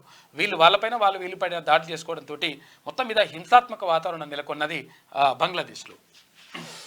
ఇట్లా ఉంటే గాజా స్కూల్ పై ఇజ్రాయెల్ బాంబు దాడులు, 30 మంది మృతి, పలువురికి గాయాలు. హమాస్ సెంటర్ గా వాడుకుంటున్న స్కూల్ పైన దాడి. టెల్ ఆలివ్ లో కత్తిపోట్ల కలకలం, ఇద్దరిని చంపిన మిలిటెంట్. ఇజ్రాయెల్ పైకి హమాస్ హిజ్బుల్లా రాకెట్ దాడులు. ఇక గాజా స్కూల్ పైన ఇజ్రాయెల్ బాంబుల దాడులు చేసింది అని చెప్పేసి ఒక వార్త కనిపిస్తా ఉంది. 30 మంది చనిపోయినారు. అయితే ఇరాన్ ఇట్లా ఇజ్రాయెల్ పైన దాడి చేయడం, తర్వాత ఇరాన్ పైన దాడి చేయడం, ఇవంతా కూడా కొనసాగుతూ ఉంది. మొత్తం మీద ఒక యుద్ధ వాతావరణం మాత్రం కనిపిస్తా ఉంది. ప్రపంచ దేశాలు 2 భాగాలుగా విడిపోయేటువంటి ప్రమాదం ఉంది అని చెప్పేసి అంటా సర్వనాశనం. అయితే గతంలో 2వ ప్రపంచ యుద్ధం జరిగినప్పుడు కూడా, 2వ ప్రపంచ యుద్ధం జరిగిన తర్వాత అంటే ఐక్యరాజ్య సమితి ఏర్పడిన తర్వాత ఒక అలీన విధానాన్ని చేపట్టింది భారతదేశం. అప్పుడు ప్రధానిగా ఉన్నటువంటి ఎవరైతే జవహర్ లాల్ నెహ్రూ ఉన్నారో, ప్రధానిగా ఉన్నప్పుడు అలీన విధానం అంటే ఏంటిది? మరి ఎందులో విలీనం కానటువంటి పరిస్థితి. ఇక్కడ ఇది అమెరికా పెట్టుబడిదారి వ్యవస్థ కానీ, ఇక్కడ రష్యాకు సంబంధించినటువంటి సామ్యవాద వ్యవస్థకు కానీ, ఇక్కడ 2 వర్గాలకు సపోర్ట్ చేయకుండా అలీనమైనటువంటి విధానం, సొంతంగా ఒక అలీన విధానం, ఎక్కడ విలీనం కానటువంటి విధానాన్ని తీసుకురావాలని చెప్పేసి అప్పుడున్నటువంటి ప్రధాని, అంటే భారతదేశం మొట్టమొదటి ప్రధాని జవహర్ లాల్ నెహ్రూ తీసుకొచ్చి అలీన విధానాన్ని చేపట్టింది. దీని ద్వారా ఎవరితో శత్రుత్వం పెట్టుకోవద్దని చెప్పేసి భారతదేశం భావించింది. అందులో భాగంగా ముందుకెళ్ళడం జరిగింది. కాకపోతే ఏంటంటే ఇప్పుడు మళ్ళీ 3వ ప్రపంచ యుద్ధం జరిగేటువంటి ప్రమాదం కూడా ఉంది అనేటువంటి హెచ్చరికలు వస్తా ఉన్నాయి. చూడాలి ఏం జరుగుతుందో. ఇక ఉత్తమ చిత్రంగా Balagam, Venu Yeldandi best director award. Telangana backdrop లో తీసిన దసరా సినిమాకు 6 అవార్డులు. చిత్ర బృందానికి సీఎం రేవంత్ అభినందనలు. 69వ శోభా ఫిలిం ఫేర్ అవార్డ్స్ లో బెస్ట్ మూవీగా నిలిచిన సినిమాలు అంటే గుర్తొస్తుంది. నార్మల్ గా తెలంగాణ రాష్ట్రం రాకముందు ఉమ్మడి ఆంధ్రప్రదేశ్ లో ఉన్నప్పుడు ఇక అన్నిట్లో మనం డెవలప్మెంట్ అవుతాం రాబాయ్. చిత్రసీమ కూడా 2గా విడిపోతుంది. తెలంగాణ హీరోలు వస్తారు, తెలంగాణ డైరెక్టర్లు వస్తారు, తెలంగాణ కామెడియన్స్, మొత్తం మన వ్యవస్థలో ఉంటది అనుకున్నాం. కానీ మొత్తం ఇప్పటికీ ఆంధ్రుల చేతుల్నే ఉంది. ఏమీ మాత్రం ఒరగలేదు. తెలంగాణ వాళ్ళను తొక్కివేయడమే జరుగుతూ ఉన్నది. అక్కడో ఇక్కడో వస్తున్నారు తప్ప ఓవరాల్ గా. బలగం సినిమా అంటే ఏంటిదంటే, ఒక మనిషి చచ్చిపోతే ఆ సాగు కార్యక్రమాలు ఎట్లా ఉంటాయి, తర్వాత అప్పటికి పంచాయతీ పెట్టుకున్నటువంటి వాళ్ళు ఉంటారు కదా, అక్కడ బావ బామర్దులు కానీ, తర్వాత అక్క తమ్ముళ్ళు, కుటుంబ వ్యవస్థ ఎట్లా ఉంటుంది, తర్వాత ఎట్లా వాళ్ళు సయోధ్య చేసుకుంటారు, తర్వాత చిన్నగా మూలుబొక్క కాడ పంచాయతీ ఎట్లా వస్తుంది, అంతేనా? మూలుబొక్క కాడ పంచాయతీ ఎంత పెద్ద పంచాయతీకి దారి తీసింది. ఇక ఇద్దరి మధ్యలో 2 కుటుంబాల మధ్య ఒక యుద్ధ వాతావరణం ఎట్లా నెలకొని ఉంటుంది, తర్వాత దానికి ఎట్లా మనం పరిష్కారం చూపించుకోవచ్చు. తెలంగాణ కాకి ముట్టకపోతే ఆ పెద్దలు వచ్చి ముట్టలేదని చెప్పేసి వాళ్ళ ఆత్మ శాంతించలేదని చెప్పేసి అనుకోవడం ఎట్లా, తర్వాత తెలంగాణ సంస్కృతి సాంప్రదాయాలకు ప్రతిబింబంగా నిలిచే విధంగా ఇక్కడ బలగం సినిమా ఉందని చెప్పేసి చెప్పుకుంటా ఉన్నాం. అయితే అందులో భాగంగా అంటే తెలంగాణ సంస్కృతి, అంటే తెలంగాణ సాంప్రదాయం, తర్వాత ఒకరిని చనిపోతే ఎట్లా ఉంటుంది, తర్వాత అంటే ఊర్లో వాతావరణం ఎట్లా ఉంటుంది, తర్వాత అప్లోడ్ ఎట్లుంటుంది, ఇవన్నీ కూడా అన్ని రకాలుగా ఇట్లా ఒక క్రమ పద్ధతి ప్రకారం, అంటే నిజంగా ఒక సావును చూసినట్టు అనిపిస్తుంది నాకు. అంటే నాకు వ్యక్తిగత అభిప్రాయం, బలగం సినిమాను చూస్తే ఒక సావును చూసినట్టు అనిపిస్తుంది. సావు కాడ జరిగేటువంటి తంత ఎట్లా ఉంటుందో అదంతా కూడా బలగం సినిమాలో కనిపిస్తుంది. ఇక తర్వాత దసరా సినిమాకి సంబంధించి కాకి ముట్టకపోతే అట్లనే ఇంకేమైనా తక్కువ చేయవచ్చు, ఇంకేమైనా తక్కువ చేసి నువ్వేం అనుకోకు అని చెప్పేసి ఇవన్నీ కాకిని అక్కడ పెద్దలు వచ్చి ముట్టినట్టుగా ఇట్లా చెప్తా ఉంటారు. ఇప్పుడు కాకులు కూడా కనిపిస్తారు ఊర్లలో, అదో పరిచయం ఉన్నది. సిటీలనే ఉంటున్నాయి శ్మశాన వాటికలలో పెంచుతున్నట, చెట్ల పైన బాగుంటుంది, ఊర్లలో కనిపిస్తారు వాస్తవంగా. అయితే ఇవంతా కూడా జరుగుతూ ఉంది. అయితే బలగం సినిమాకి సంబంధించి వేణు ఎల్దండికి అవార్డు వచ్చింది. తర్వాత నిజంగా కూడా ఒక అంటే జరుగుతున్నటువంటి పరిస్థితులను, తర్వాత ఉన్నట్టుగా సినిమా తీస్తే ఎట్లుంటుంది అనే దానికి నిదర్శనం బలగం సినిమా. అయితే ఇట్లా ఇందులో బంధుత్వాలు, తర్వాత ఈ కథా కార్యక్రమం అంతా కూడా ఎట్లుంటుంది అనేది తెలంగాణ సంస్కృతికి అడ్డం పట్టే విధంగా ఉంటుంది కాబట్టి దానికి అవార్డు వచ్చినట్టు చూసుకోవచ్చు. ఇక ఇది దీనికి కూడా వచ్చిందట, దసరా సినిమాకి కూడా 6 అవార్డులు వచ్చినాయి. ఒక్కసారి ఇది వెలుగులో ఉన్నటువంటి ప్రధాన కథనాలు అయితే ఒకసారి ఆంధ్రజ్యోతి చూద్దాం. హాకీ ఆశల పల్లకి, పారిస్ ఒలింపిక్స్ సెమీఫైనల్స్ కు చేరిన భారత్. బ్యాడ్మింటన్ లో లక్ష్య సేన్ ఓటమి. నేడు కాంస్య పోరు బాక్సింగ్ క్వార్టర్స్ ఫైనల్స్ లో లవ్లీనా పరాజయం.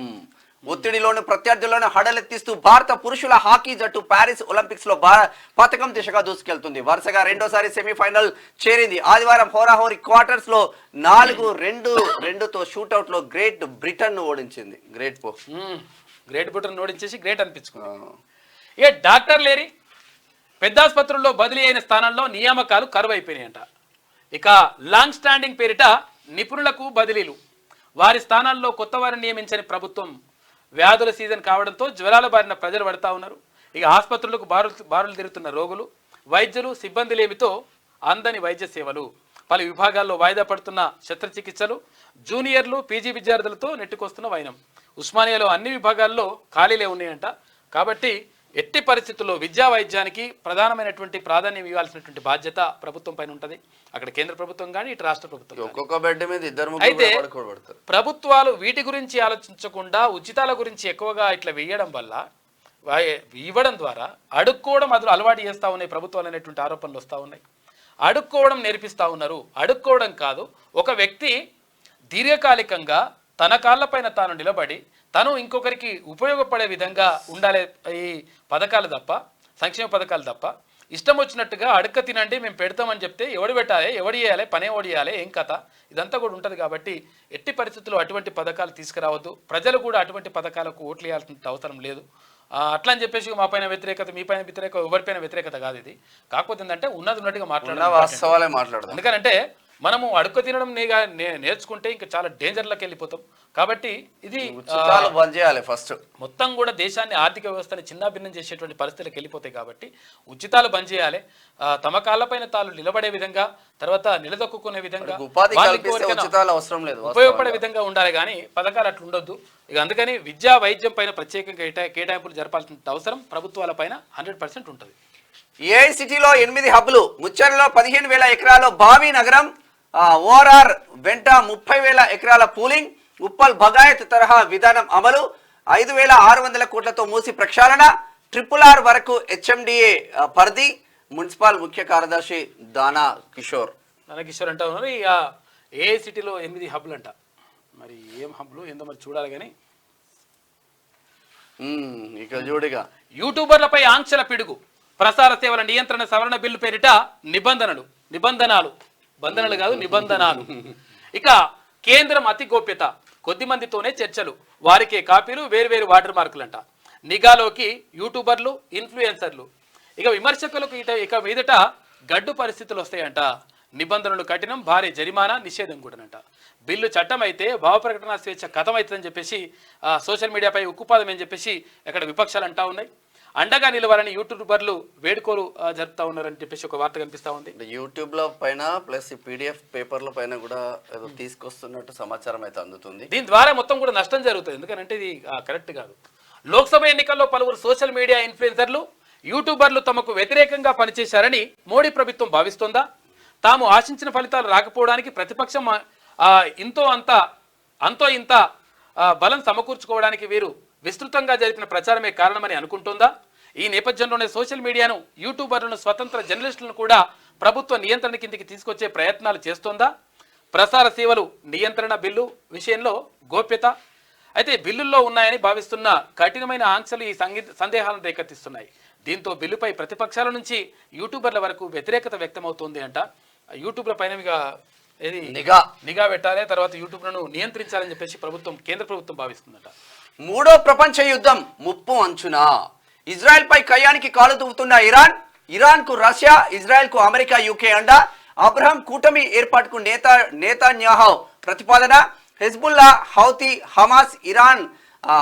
హమాస్ తో ఇరాన్ ఏర్పాటు చేసిన ప్రాక్సీ నెట్వర్క్ ను కూటమిగా ఏర్పడి దెబ్బతీసే యోచన. మొత్తం మీద మూడో ప్రపంచ యుద్ధం దాకా పోతుందా ఏందని చెప్పేసి ఒక డౌట్ వస్తుందంట. దానిపైన ఒక కథ వేసింది.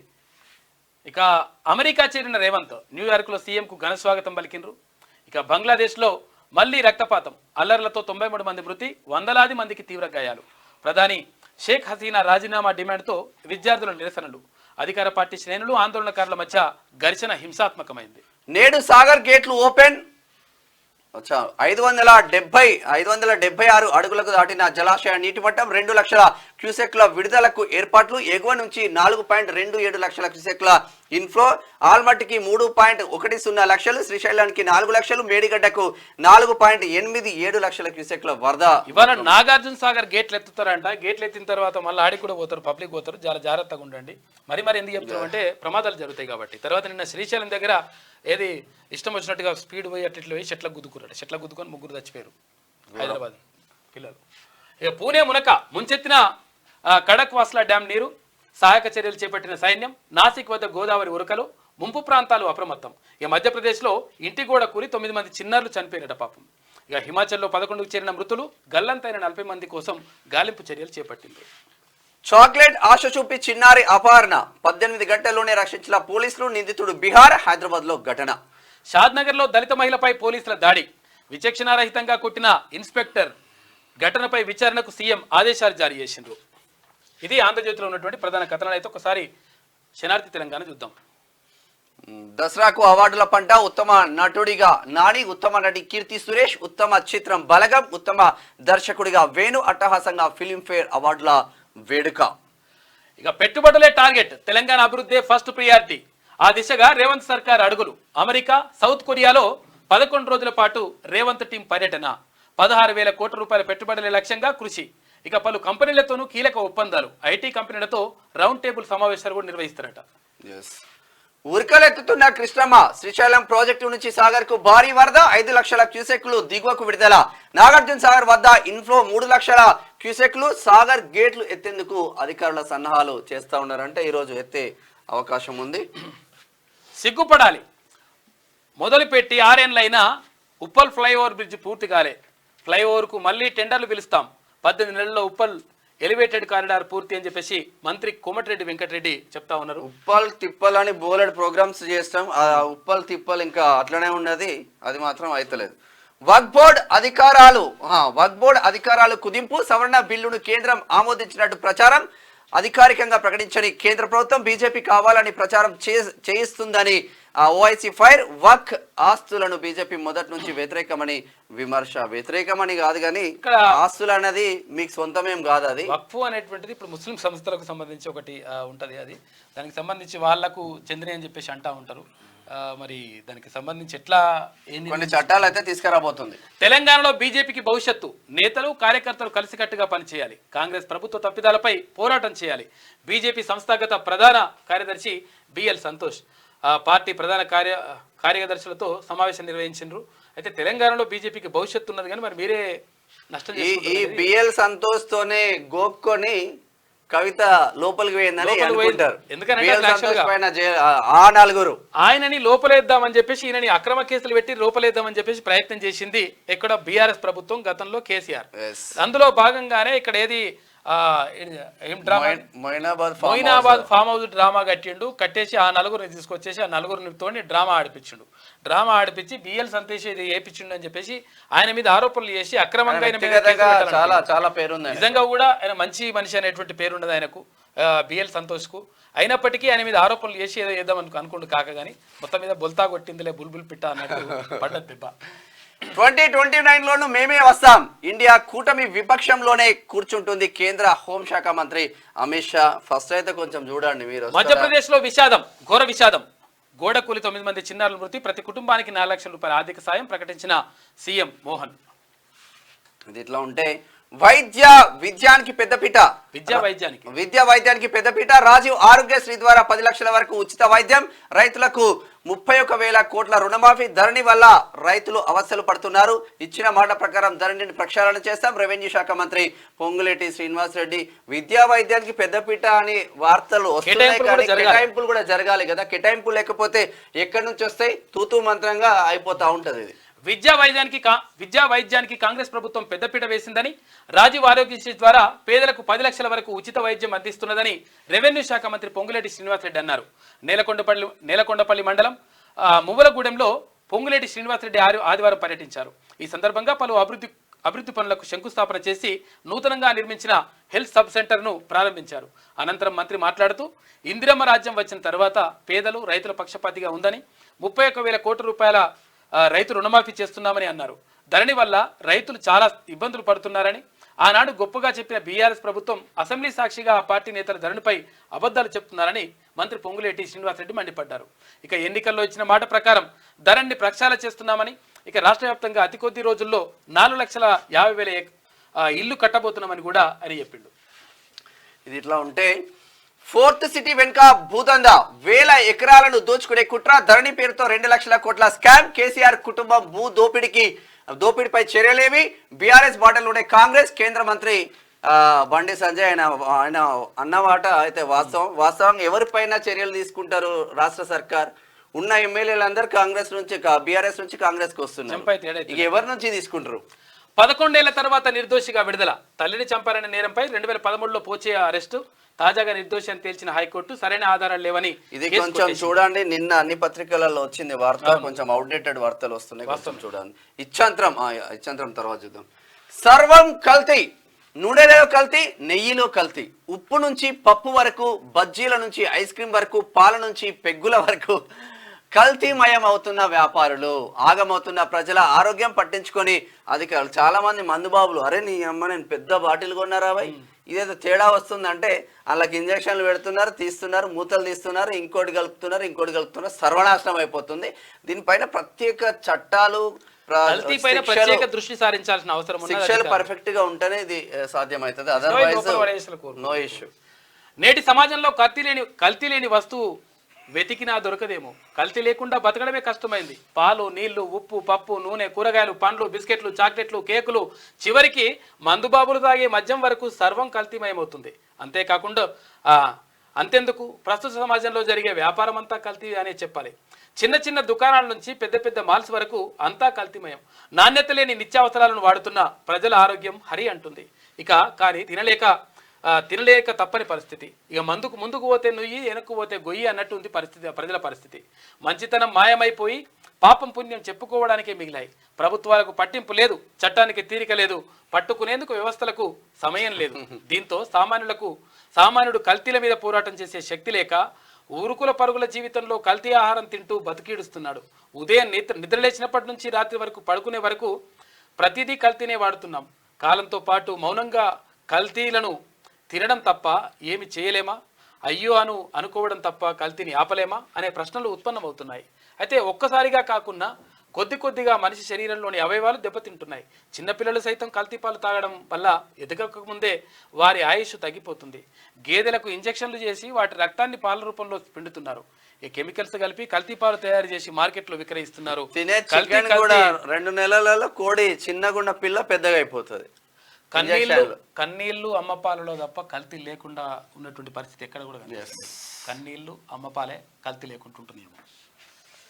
కీ మీటింగ్స్ 13న GMRMB, 14న KRMB సమావేశాలు, DPR సమర్పించనున్న తెలంగాణ సర్కార్. ఈ నెల 13, 14 తేదీలో కృష్ణా గోదావరి నదులకు సంబంధించిన కీలక సమావేశాలు జరగనున్నాయి. ప్రధానంగా చెన్నై నగరానికి తాగునీటిని అందించడంపై ఈ నెల 14వ తేదీన ఉదయం 11 గంటలకు ఆన్లైన్ విధానంలో తెలంగాణ, ఆంధ్రప్రదేశ్ రాష్ట్రాలతో కృష్ణా నది యాజమాన్య సంస్థ సమావేశం కానుంది. ఈ మీటింగ్ అంటే తాళంచే మీటింగ్ అట. ఇక ఇచ్చంత్రం రండి దయచేయండి. ఇక సౌత్ కొరియా, అమెరికాకు వెళ్తా ఇండస్ట్రీలకు రెడ్ కార్పెట్ అని సీఎం రేవంత్ చెప్పిన మాటలు చూసుకోవచ్చు. ఉరుకలెత్తుతున్న మధ్యప్రదేశ్ లో ఘోరం. ప్రభుత్వాన్ని వదలబోం, జీవో 46 రద్దు చేసే వరకు రణరంగమే, జాబ్ క్యాలెండర్ ఓ తెల్ల కాగితం. బీఆర్ఎస్ నేత రాకేష్ రెడ్డి ఇక ఇది డేంజర్ బెల్ కొడుతున్న డెంగ్యూ అని చెప్పేసి కచ్చిరికాడు ముచ్చట్లలో మన సకినాల సుధాకర్ పటేల్ రాస్తా ఉన్నారు. కచ్చిరికాడు ముచ్చట్లు, ఓ పుల్లయ్య మామ దిగులుగా ఉన్నవేందే, ఏం లేదు అల్లుడా నర్సి అని చెప్పేసి ఓ కథ. అది నేటి మాట యుద్ధం పెద్దపల్లి రాజన్నది. ఇవి నీళ్లు నమిలే రోజులు కావు తమ్మి.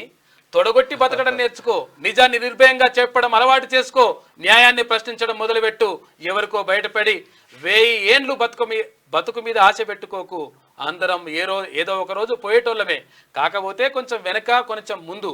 అయితే చరిత్రలో నువ్వు ఉండడం కాదు, నీకే ఓ చరిత్ర ఉండాలి. గడిచిన కాలం మళ్ళీ తిరుగురాదు, క్షణం తీరిక లేకుండా గడవడం నేర్చుకో. 10 మందికి మేలు చేయకున్నా పర్వాలేదు, కానీ ఏ మనిషికి కీడు తలపెట్టే పని చేపట్టకు. నీకు నచ్చినట్టు ఉండు. ఎవరికో సమాధానం చెప్పే పని ఎప్పుడు చేయకు. నీకు జన్మనిచ్చిన నేల కోసం ఏదైనా మంచి పని చేసి రుణం తీర్చుకో. నీ గురించి ఈ సమాజం గొప్పగా చెప్పుకోవాలి. నీ తండ్రులు మురిచిపోవాలి.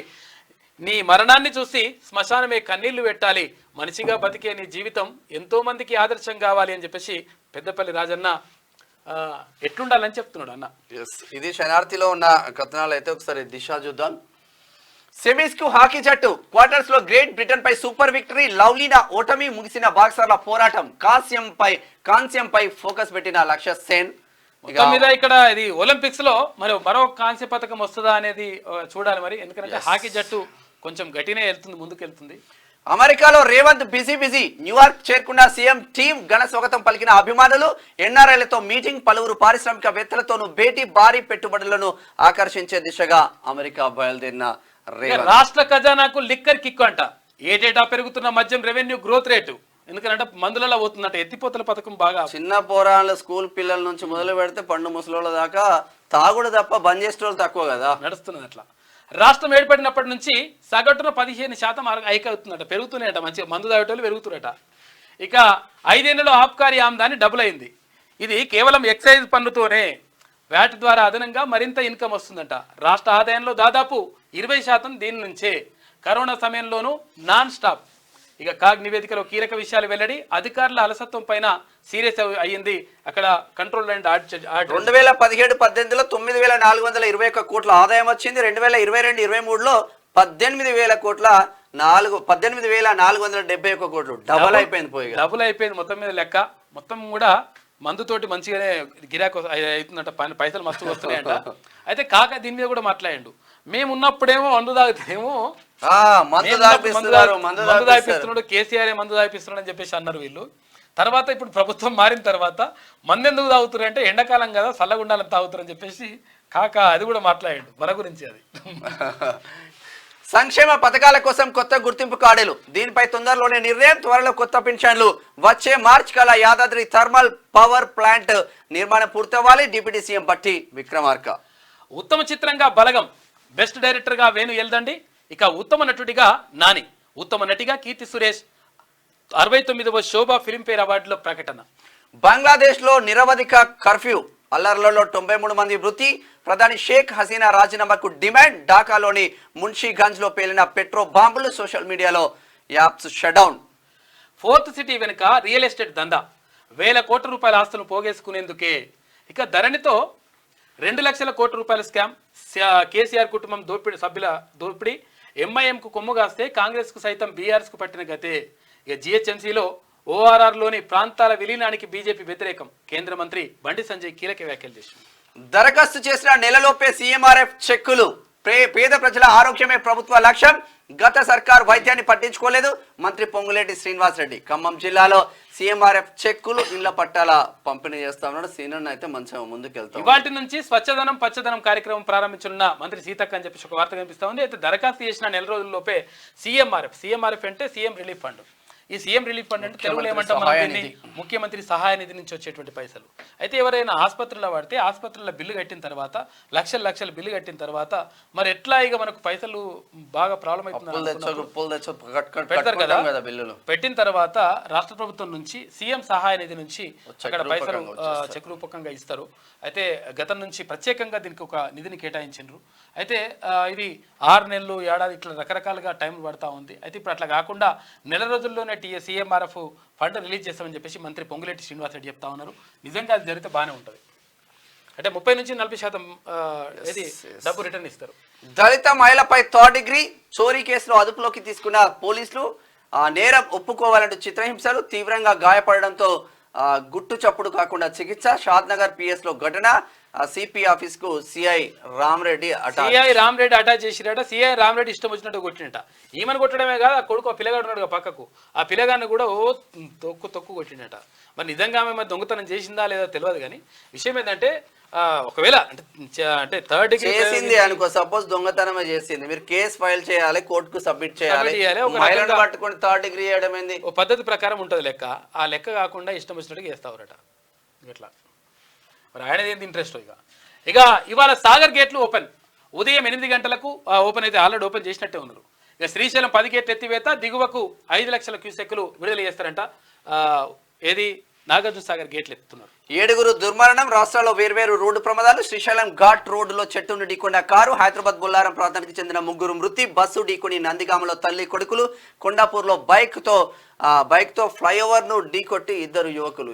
ఇట్లా రెగ్యులర్ గా చెప్తున్నాం, మరీ చెప్తా ఉన్నాం. ఎట్టి పరిస్థితుల్లో రోడ్డు ప్రమాదాల విషయంలో జాగ్రత్తగా ఉండండి, రోడ్ సేఫ్టీ పాటించండి. ఇష్టం వచ్చినట్టు స్పీడ్ అవసరం లేదు. మందు దాగి ఇక్కడ డ్రైవింగ్ చేయొద్దు. తర్వాత సీట్ బెల్ట్ పెట్టుకోకుండా, హెల్మెట్ పెట్టుకోకుండా డ్రైవింగ్ చేయడం కరెక్ట్ కాదు. తర్వాత ఇవన్నీ కూడా మనం పాటించాలి. మనం అన్ని పాటించిన తర్వాత కూడా ఎదుటోడు వచ్చి గుద్దేస్తాడు, అదే పరిశాన్ ఉంటుంది. అది ఉన్నప్పుడు కూడా చాలా జాగ్రత్తగా ఇవన్నీ కూడా సేఫ్టీ పాటించినట్టయితే కొంతవరకు రక్షించుకునేటువంటి అవకాశం ఉంటుంది. కాబట్టి ఇటువంటి రోడ్డు ప్రమాదాలు జరుగుతుంటే బాధ అనిపిస్తుంది. ఎందుకంటే అక్కడ ఇంట్లో ఉన్న వాళ్ళు ఎదురు చూస్తూ ఉంటారు, మంచిగానే వస్తారని అనుకుంటారు. ఒక్కసారిగా ఆ వార్త వింటే మొత్తం వాళ్ళ గుండెలు అవిసిపోతాయి. కాబట్టి మీరు జాగ్రత్తగా ఉండండి. మరీ ఎందుకు చెప్తా ఉన్నామంటే, ఇది ట్రాఫిక్ పోలీసుల కోసమే మీరు హెల్మెట్ పెట్టుకోవద్దు, ట్రాఫిక్ పోలీసుల కోసం మీరు సీట్ బెల్ట్ పెట్టుకోవద్దు. మీ ప్రాణాలు మీరు రక్షించుకోవడానికి, మీ ప్రాణాలు మీరు కాపాడుకోవడానికి 100% సేఫ్టీ మెజర్మెంట్స్ పాటించాలి. మందు దాగి ఇష్టం వచ్చినట్టు డ్రైవింగ్ చేస్తా అంటే పోయేది నీ పానం పోతే మీ కుటుంబ సభ్యులు ఆగమవుతారు. కాబట్టి జాగ్రత్తగా ఉండండి. ఇష్టం ఉన్నట్టు స్పీడ్ పోతుంటాడు. ఈయననే మొత్తం సైకిల్ దొక్కినేమో నీ కసి కష్టం అంటే ఏంటో తెలుస్తుంది నీకు. సైకిల్ దొక్కుడు కాదు, ఇట్లా అనగా బుర్రు అనేది పోతుంది, ఏడికి పోతుంది, ఎక్కడికో పోతుంది లెక్క. కాబట్టి జాగ్రత్తగా ఉండండి. ఇజ్రాయెల్ పై హిజ్బుల్లా అటాక్, 50కి పైగా రాకెట్లతో దాడి. బీట్ హిల్లెట్ పట్టణం టార్గెట్ గా హాని హత్యకు ప్రతీకారం తీర్చుకుంటుంది. ఆరోగ్య శాఖ బదిలీల్లో గోల్మాల్. Deputy director admin cadre transfer లో అవకతవకలు జరిగినాయంట. హైదరాబాద్ టు హైదరాబాద్ ట్రాన్స్ఫర్, వేరే దగ్గర ట్రాన్స్ఫర్ చేస్తారు కదా, ఏది హైదరాబాద్లో ఉంటే సిటీలో ఉంటే ఇక్కడ గ్రామాలకు ట్రాన్స్ఫర్ చేస్తారు. కానీ అట్లా కాదంట, హైదరాబాద్ నుంచి హైదరాబాద్కే. సర్కార్ జీవో స్పష్టంగా పాటించని ఆఫీసర్లు, జీవో నెంబర్ 80కి విరుద్ధంగా బదిలీలు. మారింది కుర్చీలు, బిల్డింగ్లు మాత్రమేనట. డిప్యూటీ డైరెక్టర్ అడ్మిన్ బదిలీల్లో తప్పిదాలు, గుడ్డిగా ఉత్తర్వులు ఇచ్చిన వైద్యాధికారులు అని చెప్పేసి ఒక వార్త కనిపిస్తుంది. చూసుకోరే మల్లన్న చెప్తా ఉన్నాడు, ఇది ఒక వైద్య శాఖకే సంబంధించింది కాదు, అన్ని శాఖలలో పరిస్థితులు అలానే ఉన్నాయి. ఇది దిశలో ఉన్నటువంటి ప్రధాన కథనాలు. అయితే ఒకసారి ఆదాబ్ హైదరాబాద్ చూద్దాం. ఇక ఆజ్కి బాద్ చూస్తే, కాకీలకు లాఠీ దొరికితే చాలు, పేద బడుగు బలహీన వర్గాల వారైతే చాలు, జులిపించేందుకు వెనకాడరు. ఇక వాళ్ళైతే ఎవరు వచ్చి అడగరు కదా. అదే బలిసినోళ్ళ పెద్ద కులపోళ్ళ జోలికి పోతే మంచిగా ఉండదు. మా ఉద్యోగాలకు ఎందుకు రిస్క్ అనుకుంటారు. ఇదే చిన్న దొంగతనం కేసు అయినా సరే తీవ్రంగా గాయపరుస్తారు. అసలు ఎందుకు కొడుతున్నామో అనే సోయి ఉండదు. కాకి డ్రెస్ వేసుకోగానే మదం ఎక్కుతుంది కొందరికి. లాకప్ డెత్లకు సైతం వెనుకాడరంటే వీళ్ళ కండకావరం ఏంటో అర్థం చేసుకోవచ్చు. అందరినీ ఒకలా చూడకండి పోలీస్ అన్నా, నీ ప్రతాపం దళిత బలహీన వర్గాల మీద కాదు, జర్రా మమ్మల్ని మీరైనా లెక్క చేయండి సుమా అని చెప్పేసి సురేందర్ అంటున్నాడు. నిన్న షాద్నగర్ లో ఏదో భారతం రాసినట్టుండే ఆయన. నిజంగా ఏంటంటే అసలు యాక్చువల్గా ఇటువంటిది కరెక్ట్ కాదు. ఇష్టం వచ్చినట్టుగా ఇట్లా చేయడం మాత్రం అది కరెక్ట్ అనిపించుకో. ఉప్పల్ ఫ్లైఓవర్ పనులను కేసీఆర్ గాలికి వదిలేశారు. ఎంపీ ఈటెల రాజేందర్ తో కలిసి ఫ్లైఓవర్ పనులను పరిశీలించిన మంత్రి కోమటిరెడ్డి వెంకటరెడ్డి. ఉప్పల్ నారపల్లి ఫ్లైఓవర్ పనుల తీరుపై మంత్రి ఆగ్రహం. గత ప్రభుత్వం హైదరాబాద్ నగరాన్ని విశ్వనగరం చేస్తుందని చెప్పింది. ఉప్పల్ ఫ్లైఓవర్ పనులు ఎందుకు పూర్తి కాలేదు? 6 ఏళ్లలో 6 కిలోమీటర్ల పనులు పూర్తి చేయకపోవడం సిగ్గుచేటు. వాహనదారులు తీవ్ర ఇబ్బందులు పడుతున్నారు. కాంట్రాక్ట్ ఎందుకు రద్దు చేయలేదంటూ అధికారుల తీరుపై మంత్రి గుస్సా. 18 నెలల్లో పనులను పూర్తి చేస్తామని కోమటిరెడ్డి వెంకటరెడ్డి చేస్తున్న వ్యాఖ్యలు. బగ్గుమన్న బంగ్లా అల్లర్లతో అట్టుడికిన దేశం, రిజర్వేషన్లతో హింసాత్మక ఘటనలు. పోలీస్ స్టేషన్ పై దాడి, 13 మంది పోలీసులు మృతి చెందిండ్రు. ఘర్షణలో మొత్తం 72 మంది చనిపోయినరు. బంగ్లాదేశ్ అంతటా కర్ఫ్యూ విధించిండ్రు. నిండు కుండల ప్రాజెక్టులు. శ్రీశైలం జలాశయానికి భారీ అవుట్ఫ్లో, 10 గేట్ల ద్వారా దిగువకు నీటి విడుదల. నాగార్జున సాగర్ డ్యామ్ లో నీటి కలకల. నేడు గేట్లు ఓపెన్ చేయనున్న అధికారులు. ఆదివారం శ్రీశైలానికి జనం తాకిడి. ప్రాజెక్టును చూసేందుకు తరలి వస్తున్న పర్యాటకులు. పరిసరాలన్నీ రద్దీగా మారడంతో ట్రాఫిక్ జామ్. జలాశయంకు అని రాయొద్దు, జలాశయానికి అని రాయాలి. ఇక భారీగా గంజాయి అక్రమ రవాణా. పెద్దాంబర్పేట నుంచి గచ్చిబౌలి వైపు తరలింపు. ఇక ఔటర్ రింగ్ పెద్ద గోల్కొండ వద్ద పట్టివేత. బాలానగర్ ఎస్ఓటి పోలీసుల తనిఖీల్లో భాగంగా వెలుగులోకి.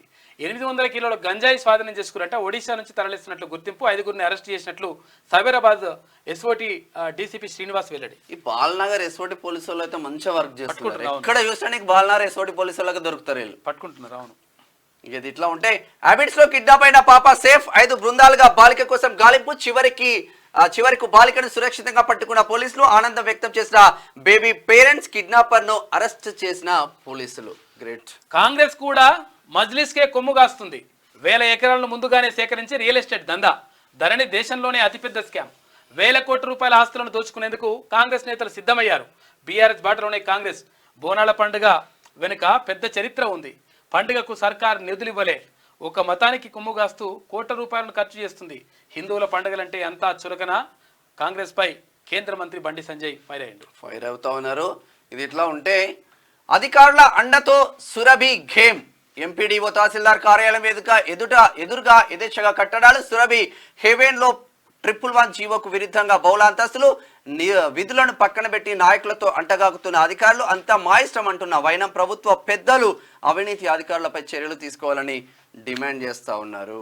హిమాచల్లో పెరిగిన మృతులు. గల్లంతైన వారి కోసం ఎన్డీఆర్ఎఫ్ ఎస్డీఆర్ఎఫ్ బృందాల రెస్క్యూ ఆపరేషన్ కొనసాగుతున్న గాలింపు చర్యలు. 11కు చేరిన మృతుల సంఖ్య ఇంకా లభ్యం కానీ 40 మంది ఆచూకంట. రాష్ట్రంలో ఘోర ప్రమాదాలు. వేర్వేరు ఘటనలలో 7 మృతి. తీగల వంతెన మీద యాక్సిడెంట్. బైక్ పై నుంచి పడి 2 స్పాటెడ్. కొత్తగూడ ఫ్లైఓవర్ పై నుంచి కింద పడ్డ 2 వీలర్. 2 యువకులు దుర్మరణం. అతి వేగంగా ప్రయాణిస్తూ ప్రమాదానికి గురి. మృతులు ఏపీకి చెందిన యువకులు. శ్రీశైలం వెళ్లి వస్తూ చెట్టు నుండి కొన్న కారు. ప్రాణాలు కోల్పోయిన 3. ఇవన్నీ యాక్సిడెంట్లు జరుగుతున్నాయి, జాగ్రత్తగా ఉండురి. ఈనాడు ఏమంటుందో. హాకీ వీరులు అదరహో. ఇక జలాశయానికి జల ప్రవాహం అని చెప్పేసి శ్రీశైలానికి కృష్ణమ్మతో పాటు జనము పోటెత్తుతున్నారు. ఎగువ నుంచి వస్తున్న వరదతో జలాశయం గేట్లు ఎత్తి వారం రోజులుగా నీటిని వదులుతున్నారట. బాగా నీళ్ళు వస్తున్నాయి. మంచిగా పబ్లిక్ కూడా మొత్తం ఎంతో ఘాట్ రోడ్ ఇది. ఇగో నీళ్ళు. సమన్వయమే సవాల్. డ్రగ్స్ నియంత్రణకు కొత్త దారుల అన్వేషణ. కేంద్ర విభాగాల భాగస్వామ్యం కోసం సంప్రదింపులు. పట్టుబడుతున్న మందుబాబుల విలువ నెలకు 5 కోట్లు అంట. పోయిగా మంచిగా వస్తుంది పైసలు కానీ మరి అలా. ఐటీ రారాజు హైదరాబాద్. 2023-24లో 2.68 లక్షల కోట్ల ఎగుమతులు. కొత్తగా 40,000 మందికి ఉపాధి. ఈ రంగంలో మొత్తం 9.46 లక్షల మంది ఉద్యోగులు. వచ్చే ఏడాదికి 11 లక్షలకు చేర్చాలని రాష్ట్ర ప్రభుత్వం లక్ష్యం పెట్టుకుందంట. బంగ్లాదేశ్ లో మళ్లీ హింస. 100 మంది మృతి. చనిపోయిన వారిలో 14 మంది పోలీసులు. వందల మందికి గాయాలు. కర్ఫ్యూ విధింపు. ఇంటర్నెట్ సేవలు నిలిపివేత. ఇక ఇవాళ నుంచి స్వచ్ఛదనం పచ్చదనం కార్యక్రమం అంట. రాష్ట్ర వ్యాప్తంగా 5 రోజుల పాటు ప్రత్యేక కార్యక్రమాలు నిర్వహించినట్లుగా మంత్రి సీతక్క చెప్తుంది. చిన్న గొడవ కుటుంబం చిన్న భిన్నం. 200 కోసం ఘర్షణ. 2 ఏళ్ల నరకం. ఒక్కడిపై 20 మంది పాశవిక దాడి. ఆస్తులమ్మి వైద్యం దక్కని ప్రాణం. ఎస్ఐ కావాలనుకున్న యువకుడు విషాద. చిన్న గొడవలు పెద్ద ఆవేశానికి పోతారు ఏందో మొత్తం. ఓ అర్ధరాత్రి వేళ కేవలం 200 రూపాయల కోసం మొదలైన చిన్న గొడవ ఆ యువకుడి జీవితాన్ని శాశ్వతంగా అంధకారంలోకి నెట్టేసింది. ఒక్కడిపై 20 మంది అత్యంత పాశవికంగా దాడి చేయడంతో అతడు 2 ఏళ్ల పాటు మంచాన పడి నరకం చూశాడు. తల్లిదండ్రులు ఆస్తులమ్మి 2 కోట్ల రూపాయలు వైద్యం చేయించినా ఫలితం లేకపోయింది. ఆదివారం అతడు స్వగ్రామంలోనే ప్రాణాలు విడిచాడు. ఎస్ఐ కావాలన్న రైతు బిడ్డ కలను కొందరు ఆకతాయిలు కాలరాశారు. ఆ యువకుడి తల్లిదండ్రులకు పుత్రశోకం మిగిలింది. పుట్టడు అప్పులతో ఆ కుటుంబం చిన్నాభిన్నమైపోయింది. చూసుకో ఎట్లయిందో లెక్క. మనవాడేనంట. ఎస్ఐ కావాలన్న లక్ష్యంతో లాఠీతో ఫోటో తీయించుకున్న వెంకటేష్ గౌడ్ అని చెప్పేసి కళ్ళలైన కళలు అని చెప్పేసి ఇట్లా. ఈమెమంటుందో. దళిత మహిళపై పోలీసుల దాష్టీకం. దొంగతనం ఒప్పుకోవాలంటూ 3rd డిగ్రీ. కొడుకు ముందే బట్టలు విప్పించి చిత్రహింసలు పెట్టిండ్రంట. షాద్నగర్ లో జైభీం సినిమా రాస్తున్నారు. ఒక దాంట్లో డిఐఎన్ రాస్తున్నారు. ఇక్కడ డిటెక్టివ్ ఇన్స్పెక్టర్ డిఐ ఏందో మరి. షాద్నగర్ లో జైభీం సినిమా తరహా లాకప్ హింస. ఓ ఇంట్లో బంగారం కనిపించకపోవడంతో ఫిర్యాదు. పొరుగున ఉన్న కూలి. మరి ఇటువంటి వాళ్ళు చాలా డేంజరే. మరి ఇటువంటి వాళ్ళని తీసుకొని మైనర్ కొడుకు జాబ్ నుంచి రిమూవ్ చేసి పడేసాలి. రామరెడ్డి లాంటి వాళ్ళు. ఈ లంగ కథలు ఏంటంటే ఇటువంటి వాళ్ళ మీద చర్యలు ఉండవు. ఇటువంటి వాళ్ళ మీద చర్యలు పొరపాటున కూడా తీసుకోరు వాళ్ళు కూడా. దౌర్జన్యం ఇంకెంత కాలం. పథకానికి అడుగు దూరంలో హాకీ ఉంది. పట్టాలు తప్పిన రైలు. రాచకొండలో అరాచక కాండ. గుట్టల్లో గుట్టుగా భూదందా దశాబ్దాల కిందే అమ్ముడైన భూములకు మళ్ళీ రిజిస్ట్రేషన్లు అంట. మ్యుటేషన్ కాని చోట కాసుల పంట. మంచాల ఇబ్రహీంపట్నం మండలాల్లో మాయగాళ్ళు అని చెప్పేసి ఎకరం 60 లక్షలకు పైనే ధరనంట. 15 లక్షలకే విక్రయం. ఫార్మాసిటీ తీసుకొచ్చి మంచాల ఇబ్రహీంపట్నం మొత్తం ఉత్తమ చిత్రంగా బలగం ఉంటే ఆయన బలగం సినిమా నిన్ననే తీపించినట్టుగా కేటీ రామారావు ఫోటో దిగండి చూడరు ఎట్లుందో. ఆ డైరెక్టర్ది వేసినా మంచిదే, ఆ బాగా చిత్రాల్లో నటించిన నటులదే వేస్తే షూటింగ్ అంతా సిరిసిల్ల జరిగిందట. సిరిసిల్ల జరిగిందని ఆయన ఫోటో వేసిండ్రు. చూసుకో సిరిసిల్ల అంటేనే ఆయన మరే 3,000 కోట్ల రూపాయలు అప్పు అని చెప్పేసి సిరిసిల్లకు పోయి కేకే మహేందర్ రెడ్డి గొంతు కోసిండు దుర్మార్గుడు. ధనమే లేని స్వచ్ఛధనం పచ్చదనం అంట. నేటి నుంచి 9 వరకు కార్యక్రమం. నిధులే విడుదల చేయని సర్కార్. పైసలు లేక దీనావస్థలో పైసలు లేకపోవడానికి కారణం ఏంటంటే కేసీఆర్. ఎందుకంటే ఇవన్నీ మొత్తం 7 లక్షల కోట్ల రూపాయలు అప్పు చేసి పెట్టింది కాబట్టి ఇటువంటి పరిస్థితి ఏర్పడ్డది. ఇక్కడ చూడన్నా ఆ వార్త కూడా రాయి కేసీఆర్ కారణమని. రాకెట్లు ఎట్లా దూసుకపోతున్నాయో. యుద్ధం అంచిన గల్ఫ్ విస్తృతమవుతున్న ఇజ్రాయెల్ హమాస్ వార్. ఇజ్రాయెల్ పై ఏక్షణమైన ఇరాన్ దాడులు. హరీష్ రావు లేక దిగొచ్చిన సర్కార్ అంట. మధ్య మానేరు ద్వారా నేటి నుంచి సిద్దిపేట జిల్లాకు రిజర్వాయర్కు నీటి ఎత్తిపోతలంట. ఇవి దూసుకుపోయిన పురుగుల మందు తాగి మరో రైతు ఆత్మహత్య. మరి తాగటం ఎందుకు తాగుతలేరు తాగాల్సిన. ఇది మొత్తం మీద ఇక్కడ అంటే రాష్ట్రానికి భారీగా పెట్టుబడులు లేవని చెప్పేసి ముఖ్యమంత్రి భావిస్తున్నట్టుగా తెలుస్తూ ఉంది. అందులో భాగంగా అక్కడ అమెరికా తర్వాత దక్షిణ కొరియా పర్యటన కొనసాగుతూ ఉంది. ఇక మరోవైపు బంగ్లాదేశ్లో జరుగుతున్నటువంటి హింసాకాండతో ఇప్పటి వరకు 99 మంది చనిపోయినట్టుగా తెలుస్తూ ఉంది. మరి ఏం జరుగుతుందో చూడాలంటే అక్కడ అంటే ప్రధానికి వ్యతిరేకంగా ఒక వర్గం, ప్రధానికి మద్దతుదారులుగా ఒక వర్గం, ఈ 2 వర్గాలు కొట్టుకుని చచ్చిపోతున్నాయట.